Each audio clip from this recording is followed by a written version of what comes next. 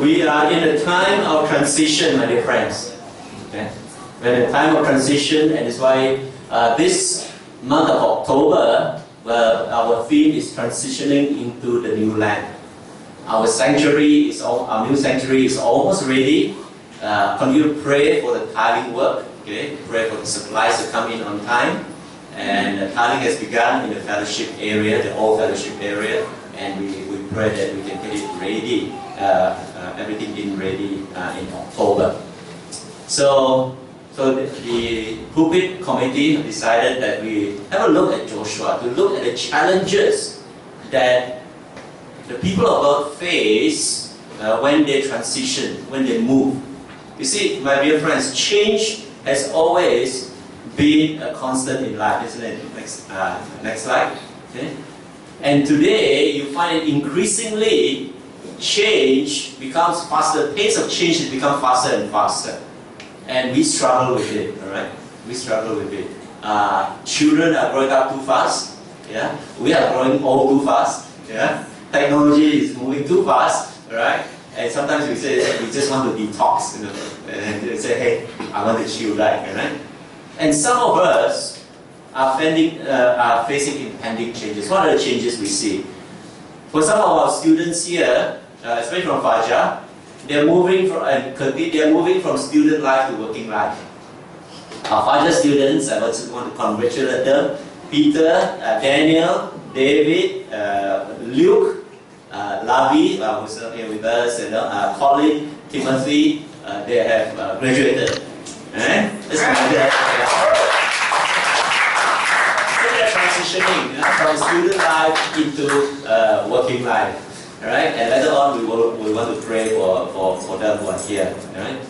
And soon 40% or even more of our current students will be graduating next year, or at the end of the year. So we're going to miss them terribly as well. How many of us will be graduating next year? We wish, okay? Yes, okay, we wish, okay? Actually, there. And some of us are finishing off our contracts, our TFM teachers, alright? Very precious to us, and their advisors, people like Ray, Wei James, who have Si-en, okay, Ethan. They are finishing their term of service at the end of this year, and we have to say goodbye to them. Very precious, very sad to see them go. Very sad. Yeah? Because transitions means we lose, sometimes you lose the closest of our friendship. Our family changes, as I said. We grow old. Our teens, our children are growing into their teenage years. Our children, once a little kid, will be getting married soon, alright? And some are expecting a baby. That's Jet and Elvina, alright? 2 more weeks, counting down. Yes. So they have good advisors, young parents like Terence and Karen there, so they'll be on call, alright? Okay. So there's transition. We have new assignments in jobs, with changes in the business environment, with increased pressure at work and different expectations there. But whatever changes you, my dear friends, whatever changes you go through, especially the ebb and flow of members through our church doors, right? Okay? Your availability, your struggles, whatever you go through, the church ministries are also affected. Okay? I, as your pastor, and your leaders, as the one who care for you, who love you, who pray with you and for you, seen or unseen, they feel it. Right? And we sometimes go through this emotional roller coaster, to welcome people in and then have to say goodbye to you all. Yeah? And it's tough. It is tough. It's tough. In October, November, as I mentioned, we're preparing to transition into the new building.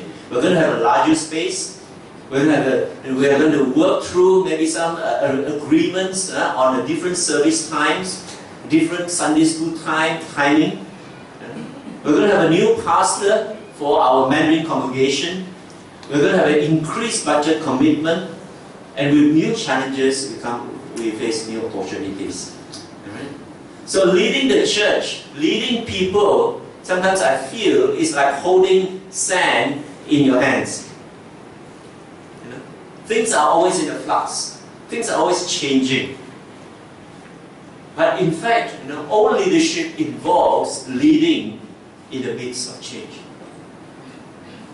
So when God commissions Joshua, he is in the nation of Israel, okay, the people of God, and he himself is going through that change. As we look at Joshua today, who faced that transition into that new land, I invite you to turn with me to the book of Joshua, all right? And it should be the 5th book.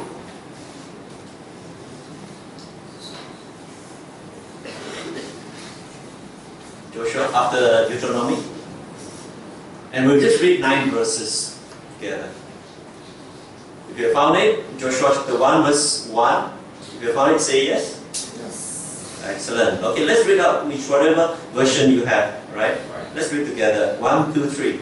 After the death of Moses, the servant of the Lord said to Joshua son of Nun, Moses said, Moses, my servant, is dead. Now then, you and all these people, get ready to cross the Jordan River into the land I'm about to give to them, to the Israelites. I will give you every place where you set your foot, as I promised Moses. Your territory will extend from the desert to Lebanon, and from the great river the Euphrates, and all the Hittite country, to the great sea on the west. No one will be able to stand up against you all the days of your life. And as I was with Moses, so I will be with you. I will never leave you nor forsake you. So be strong and courageous, because you will lead these people to inherit the land I swore to their forefathers to give them. Be strong and be very courageous. Be careful to obey all the law my servant Moses gave you. Do not turn from it to the right or to the left, that you may be successful wherever you go. Do not let this book of the law depart from your mouth. Meditate on it day and night, so that you may be careful to do everything written in it. Then you will be prosperous and successful. And have I not commanded you? Be strong and courageous. Do not be terrified. Do not be discouraged.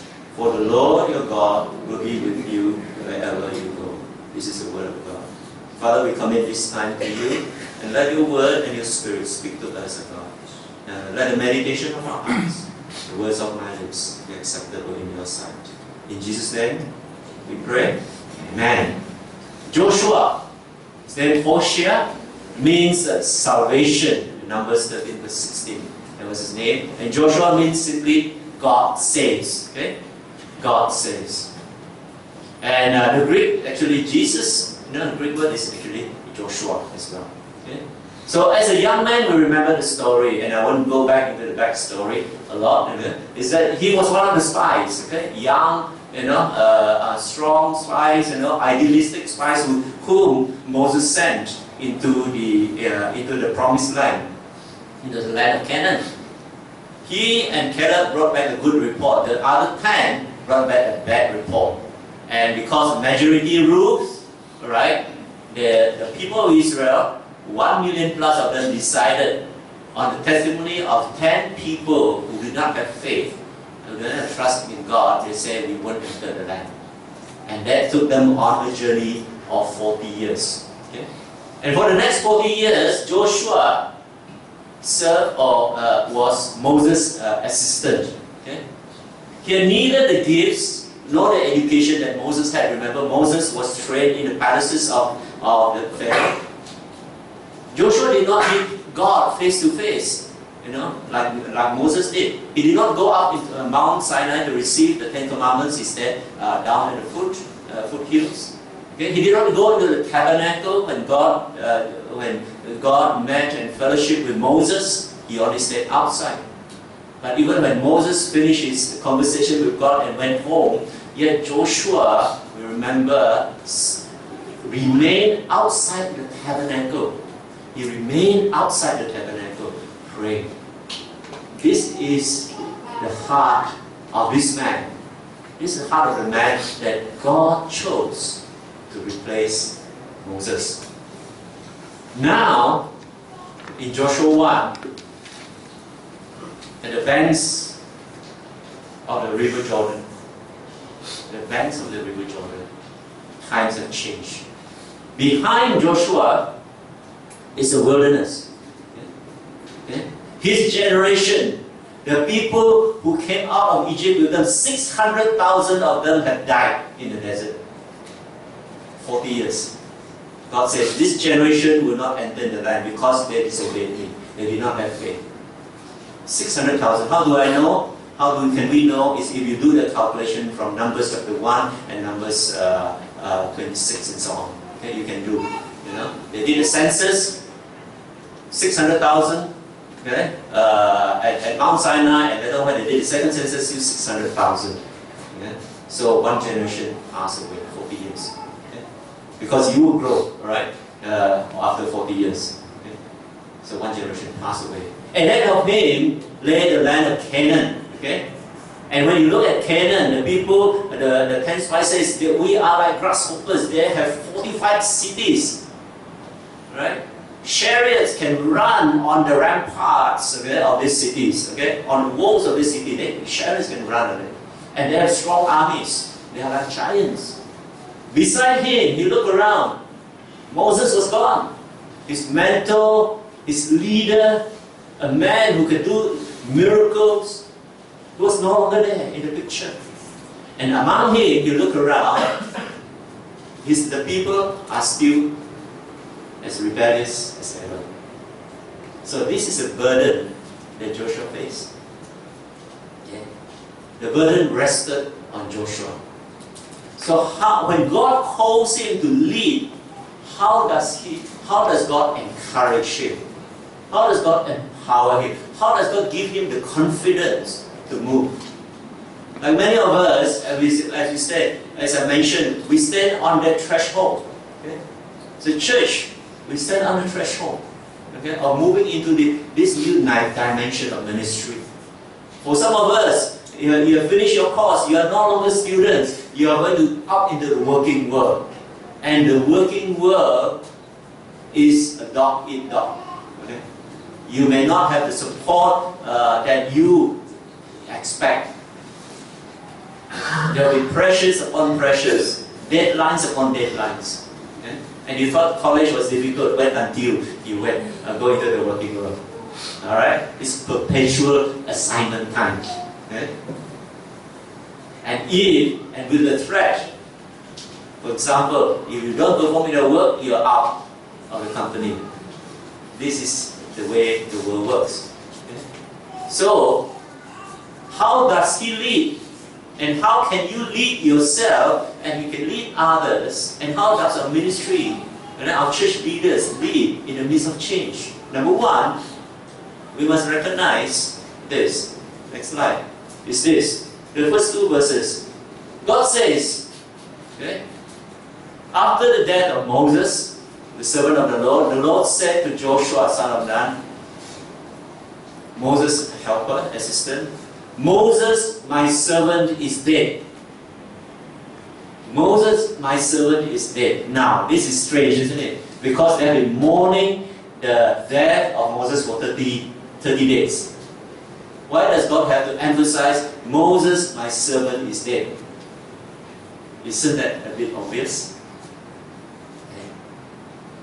But God mentioned this to tell us the fact, and to tell Joshua the fact, and the Israelites the fact. You have to accept the fact that you need to move on. Okay?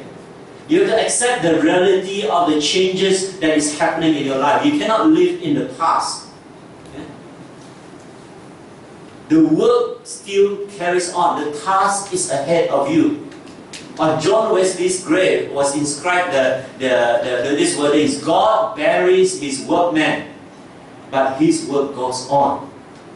Alright? Whatever setbacks that you have, whatever disappointments you have, alright? Whether it's in your family, in relationships, and whatever, there is still work to be done. Don't stay in the disappointment. Okay?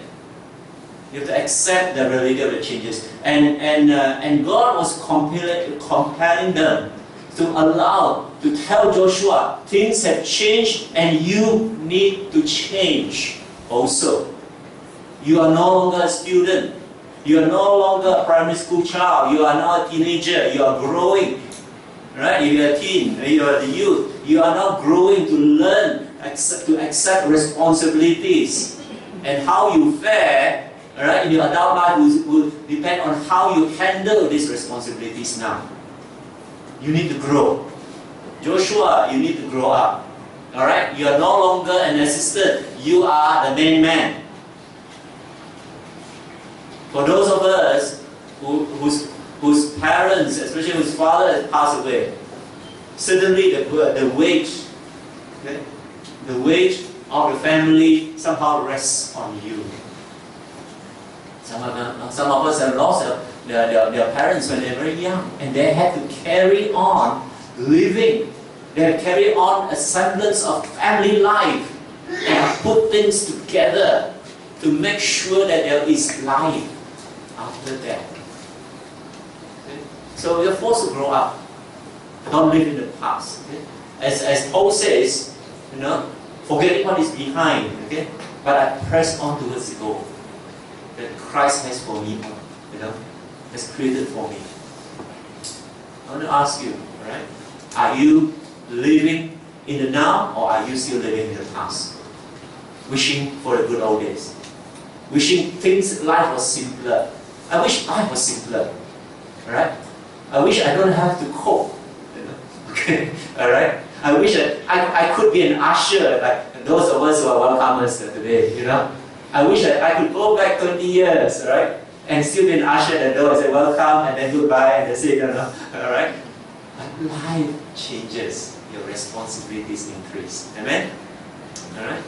So, God is telling Joshua, He says, now then, you and all these people, get ready to cross the Jordan River, okay, into the land I'm about to give to them, to the Israelites. He says, now that the task, attend to the task at hand. What are the things you need to do today? What are the things that you need to do to get things right for your family?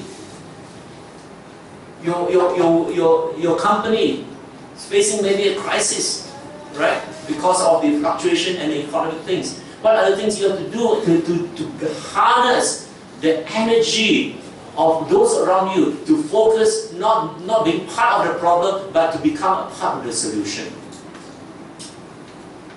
Are you sitting back, let others do it, fix the problem, and sit back and complain?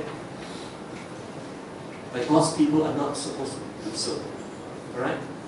If you see a problem, look for a solution. Be part of that solution. Attend to the task at hand. Therefore, arise. Okay? Get on with it. Our duty, my dear friends, is towards God.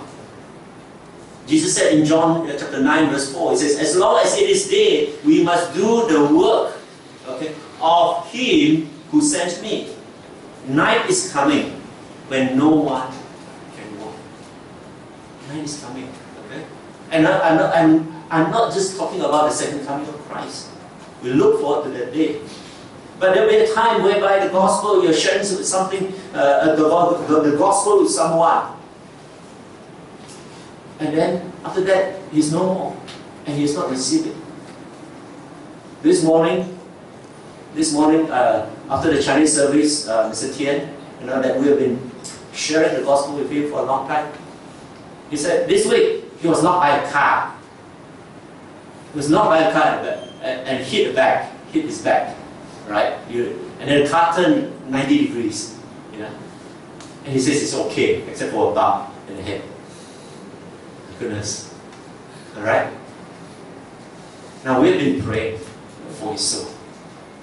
We've been praying. You pray for your families. Don't wait until they're so sick. They cannot even respond. They cannot hear. They cannot speak. And you're trying to share the gospel with them at their critical time. Night is coming for some of us. Night is coming for some of our loved ones. Will we work now? Will we attend to the task at hand. While we have time, we have opportunity, we have breath, okay? The time will come. We have one life to live. Alright? And we will not pass through this life again. And while we can do good to everyone. Amen? Number two, as we get ready to do the task at hand. Secondly, we need to be assured of God's abiding presence with you. And this is what Joshua chapter 1 verse 4 to 6 says. God says, I will give you every place where you set your foot, as I promised Moses. Your territory will extend from the desert to Lebanon, and he describes the whole spread. Yeah? And no one will be able to stand against you all the days of your life. As I was with Moses, so I will be with you. I will never leave you. I will never forsake you. Isn't it? You find that God knows exactly what is going through Joshua's mind and Joshua's heart. How are you going to feel Joshua meditating? How am I going to feel Moses' shoes? You know? How am I going to take the responsibility of this church? Some of our young leaders here. I'm glad to see this year young leaders starting to step up. Alright? And just recently, this week, so one of the young adults said, Pastor, can I do Bible study? Okay, with some of my friends. I said, God bless you. They begin to take initiative. They begin to own the ministry. Alright? And I pray that all this, okay, those of us here, don't consider yourself young. Okay? Too young to do anything. No, you can start. Okay? Begin to own that ministry. God knew that in the time of change, in the time of this, what we call this transition, Joshua needs assurance. The population of the Exodus, as you see, if I can see, God's promise, right? Let me just flip to the next one. Next slide. Oops, I have to do my slide. Okay, next one. Yeah, I think there's one. There's a photo. Yeah, okay. Alright. There's a photo here. Now, the population of the Israelites at that time was about 600,000 able-bodied men, okay, fighting men, not including women, children, older folks. And this is just a bit of a sight, okay? Rolling Stones concert in Canada, alright? 450,000 people in 2.3 kilometers square, right? And this is a site. 450,000. You imagine double, triple this size of people. And Joshua is responsible, and you are Joshua. You are responsible to lead them. He's probably about just 50 plus years old, 50, 60 years old. Yeah? Alright? How are you going to manage? And you're going to send these people into battle. They're going to lose their lives. Families, their parents, or their children, their wives are going to come crying to you when their husbands die in battle. How do you take responsibility of this? Okay. So take heart, God says. Okay. Go back to the slide, the previous slide. Next one. Okay. So God says, take heart, be strong and courageous. Be strong and courageous. See, God's promise to you and I, my dear friends, it is generous and it is faithful. It's faithful to fulfill His promise. God is not a man that He should lie. Okay? For many of us, at the sign of trouble, at the sign of pressure, the first temptation that He said, at the sign of persecution, we are tempted to deny Christ, to protect our own skin. If something bad happens in the office or in the school, and the teacher comes along or your boss comes along, okay, who did it? The fingers point out very quickly. Alright? Okay. The fingers point out very quickly. Not my fault, not my fault. Okay? No one wants to take responsibility. But God is faithful. He will not lie. And He keeps His promise. It was a land that was worth the wait. It was a land that was worth the work and the fight. Those of us who see Mulan, they say it's a girl that's worth fighting for. Alright, so if you haven't seen Mulan, watch it, okay? Alright. It's a land that's filled with honey, overflowing with milk, okay? The place that we are going to move in, our new sanctuary, okay, is going to be a spacious place. There are going to be opportunities, but there are going to be hard work. There are going to be adjustments to our time, to our resources, to our finances, to our timetable, to our likes, dislikes.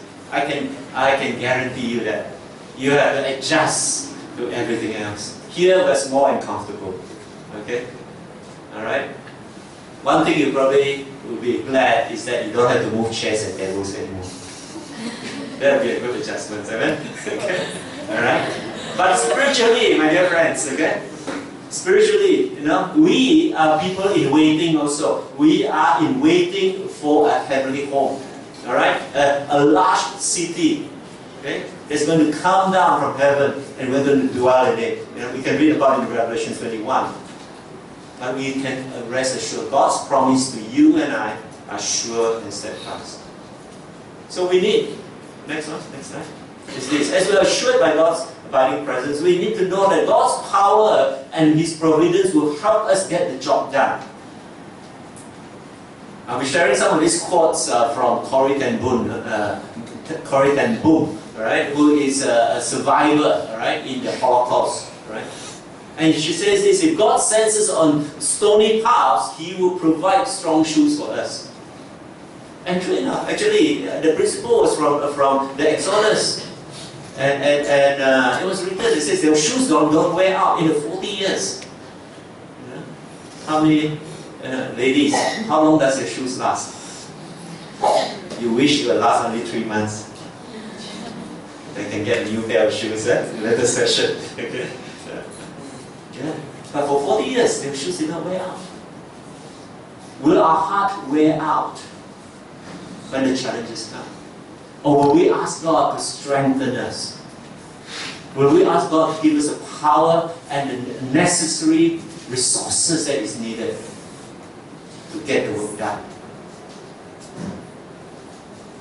As I mentioned earlier, some of our students are going off. They are the resources that we have been blessed with, okay, in our ministry, in our e-kids, in our curtain ministry, in the worship team. And when they leave, we are going to feel that hole in our hearts. What do we do with that? Will we reach out? Will we pray? Will we invite others to come in? Will we introduce? So, God's power and providence. Trust in His presence. Okay? And here God also says, my presence, I am also with you. Alright? I will never leave you. I will never forsake you. We've seen this happen during this week. I'll never leave you. I will never forsake you. I'll send you angels to cover with you. Amen? And He sends people alongside to help, to counsel, to comfort, to direct, to give wisdom. This is God's hand. Do we see the divine providence of God's hand in our lives? So take heart. Okay, take heart. God's presence. When we have confidence in God, we realize this: it is not my ability, okay, but my response to God's ability that counts. Who is up to the task, my dear friends? You're given a project assignment. You're given something to do, to transform, to equip, right? To empower young people who have no sense, right, of what the future entails, of what the value of education means. This weekend, I'm supposed to be on leave, by the way, okay? Yeah, because I'm probably not in a seminar to train, to equip, okay, Penang trainee teachers with the gospel tools so that they can go back and share with their villages, home villages. Okay? 30 of them. After this, I have to go back to the seminar. But I asked them, what do you want? What is your objective? Okay? And they say, many of them say this, my objective is to do well in my exam, my course. And that's it. Isn't it? Most of us have a very short-term objective, right? Just finish my course, and doubting already, huh? Enough already. Okay. Now Uncle Kok Market and Uncle Terence can be my friend. No, no longer my lecturer. That's scary, right? Yeah. Okay. All right. Just can't wait to get out of uni. I still remember Amanda said how she said, "Goodbye, Ames. I'm never coming back." Okay. All right. Okay. Our terms are going to be short, but is there a vision that is greater that will drive you to set the tone of how you're going to employ your life resources? So we need to help one another. And I'm praying as we mix, okay, as we share, as we talk with other godly leaders who can implant a vision into our hearts, so that we don't exist just for ourselves. We exist for the good and for the salvation of the community God has blessed us in. That's what PBC should be about. Alright? It's not to get comfortable in a nice building, you know, but we're going to expand ourselves. We're going to say, not my will, Lord, but yours be done. For some of us, alright, you have the privilege of going for overseas, alright? And I'm not picking up anybody, but this is, I always encourage this, because I'm consistent with this. You know, it's very attractive to stay overseas, right? But seek God and ask, is your place here? Okay, back in Malaysia, where you can make a change. Amen? Back in Miri, back at this small church, Piasau Baptist Church. We challenge the Penang teachers to say, when you pray, after you graduate from, after you're trained as a teacher, don't pray for a comfortable assignment. Pray that you can go back, you know, to the places where there are very little features. There's no competition, right? Go back to that place where you can serve God wholeheartedly and you can pour out your life in impacting the community.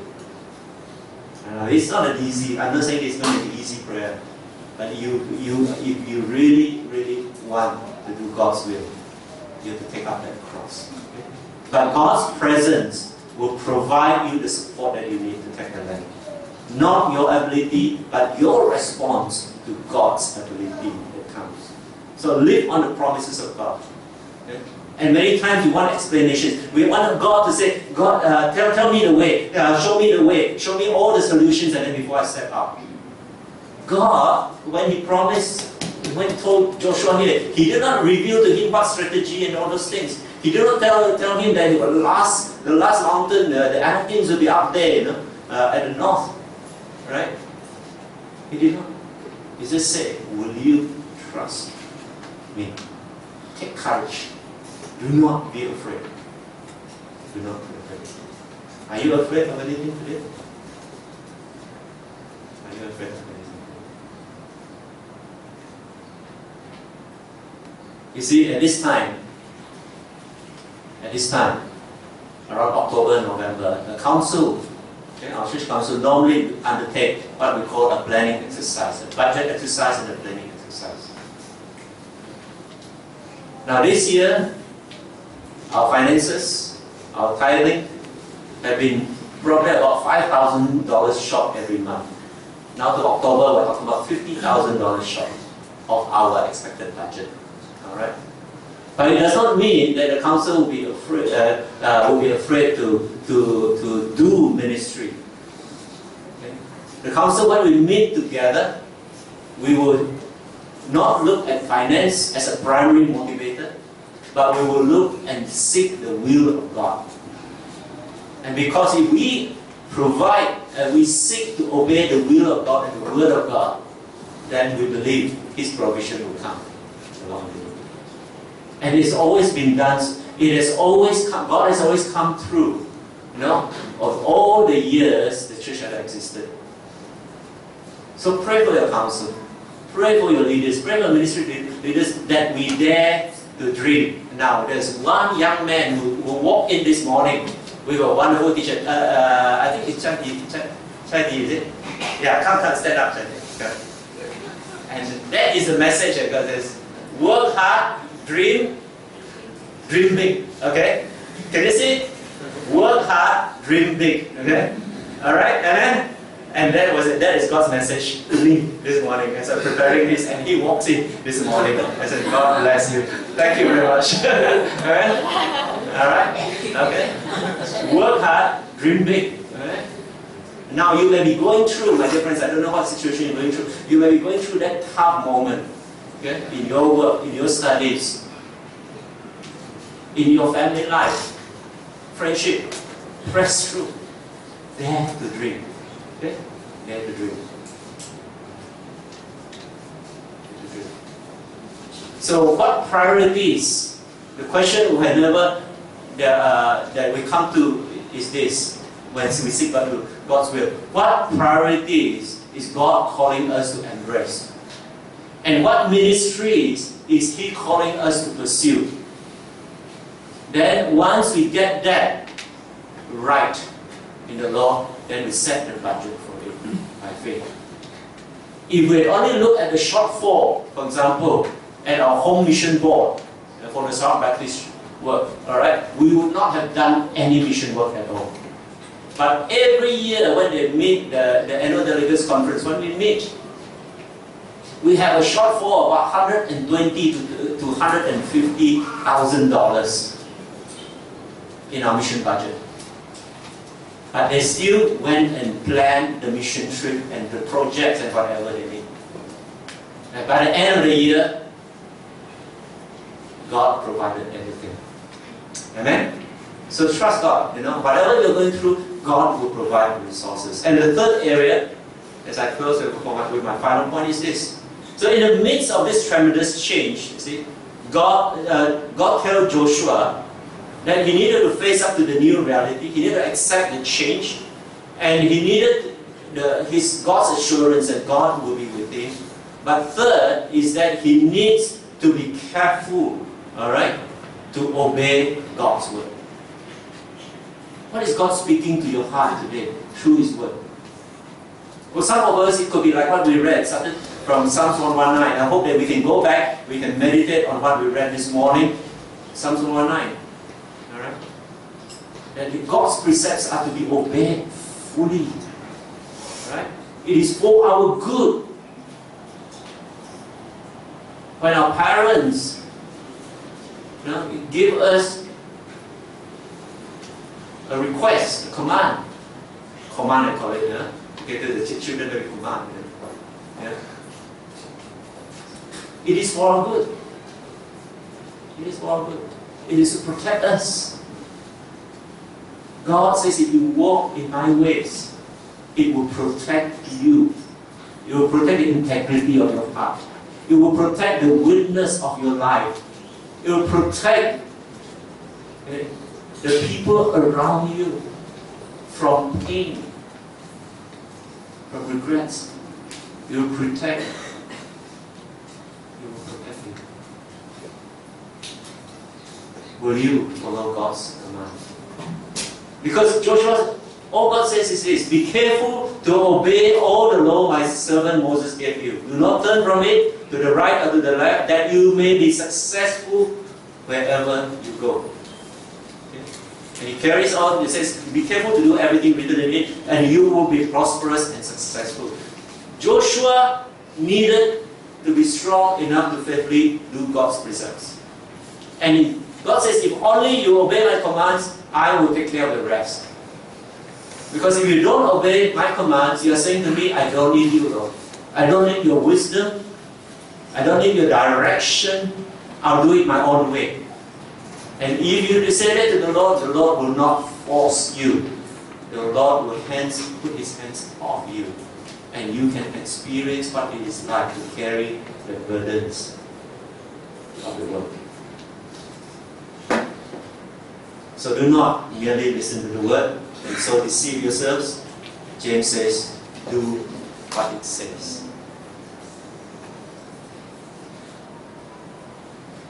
So once again, we find that God reminds Joshua of the reality of the new situation. Don't run away from it. He says, you will lead the people. I will be with you. Be strong and courageous. Not once, but 3 times. And the word encourage means put in, pour in courage into someone. Are you an encourager? Or are you a discourager? Do what you say, do what you do, how you come alongside someone, encourage someone to do the assignment that God has given to them. You see, there was one young woman who wanted to go to college. This is what I came across. And her heart sank when she read the question on the application form. And this question was this, simple. Are you a leader? Okay. Are you a leader? But being very honest and being very true to herself, she said, no, I'm not a leader. She marked no and returned the form, expecting the worst. This college are looking for leaders, right? To her surprise, the college called her back and said, your application is approved. And she says this year, our college will have 1,452 new leaders. We are accepting you because we feel that it's important to have at least one follower. You want to be a leader? Start by following Christ. Amen? Alright? Start by obeying. Start from your home. Obeying your parents. Alright? Honoring them, respecting them. Start by honoring and hearing and supporting your leadership, ministry leaders, whether your youth leaders, your CG leaders, and others. Amen? Start by that. And you begin to walk the steps. But most importantly, start by following Jesus, obeying Him. He is the ultimate leader. We cannot be a leader. Next one is. We cannot be a leader without first being a follower. So in the midst of change, my dear friends, and in the midst of our transition to the new spiritual environment, okay, God wants us to focus not so much on our circumstances, not so much on what we cannot do, not so much on what we lack, but focus on Him. Amen? Ask Him. Faith sees the invisible, believes the unbelievable, and receives the impossible. For he said this. And if we just work and plan according to what we can see, this is what we get. What you see is what you get. But if we are willing to trust God and pray for the impossible, our dream, alright, is that our congregation will grow. 500, okay? For a start, 300 English, 200 Mandarin, multiple services. Our dream. You know, someone, I just received a letter, an email from someone, even before our church is ready. It says, Pastor, can we book the church for a wedding in December, I think. And not from our church, outside our church. I don't know. This one the council will have to discuss whether we are ready or not. Alright? So people already see the invisible, even it's not ready yet, they say, hey, I want to be part of it. What about you? Do you see the possibilities? I already have people encouraging me, saying that, hey, Pastor, when we move in, this is what I think we can do. This is what the ministry we can do. I like to use the kitchen in this way. I like to use the space in this way. My dream my dear friends, is one day the church can host a homeschool, right? And use the facilities fully, right? Every day of the week, fully utilized. Then we will be good stewards of what God has placed in our hearts, in our hands, $3.9 million of real estate. So, as we look at our lives today, next slide, I want us to consider two options. Right? What do you fear? And it was interesting. The songs and the hymns that we're singing talk about fear. And secondly, whom do we follow? If we're concerned with growing the church at PBC, we must do it out of the right motive.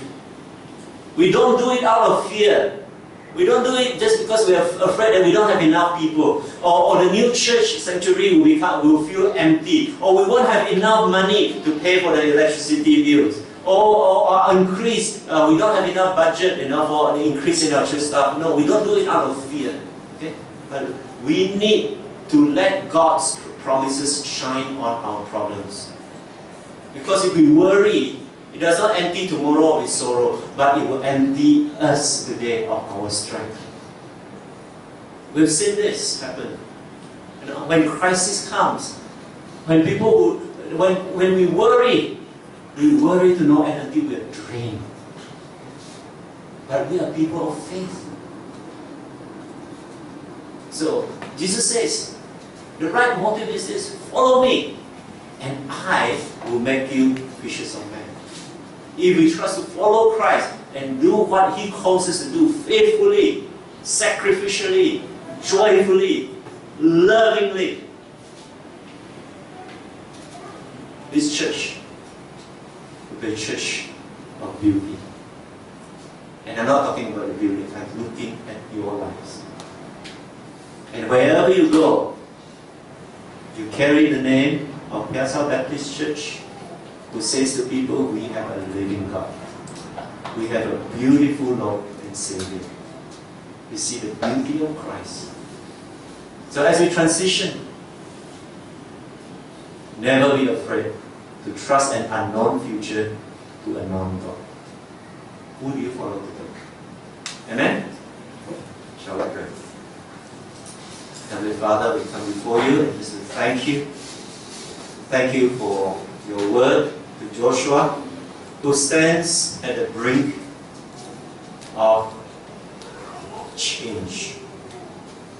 And I pray that for each and every one of us who may have to make decisions, life-changing decisions, who have to step out on ventures, on work, or there are changes in life circumstances, help us, O Lord, not to look at ourselves and our circumstances, but to trust in your precious promise. For you, O Lord, your word will never fail. We thank you, O God, in Jesus' precious name. Amen.